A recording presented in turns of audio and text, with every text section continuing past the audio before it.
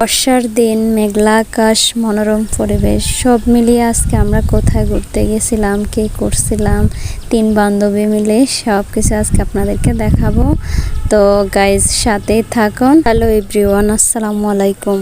সবাই কেমন আছেন? আশা করি ভালো আছেন। Welcome my page.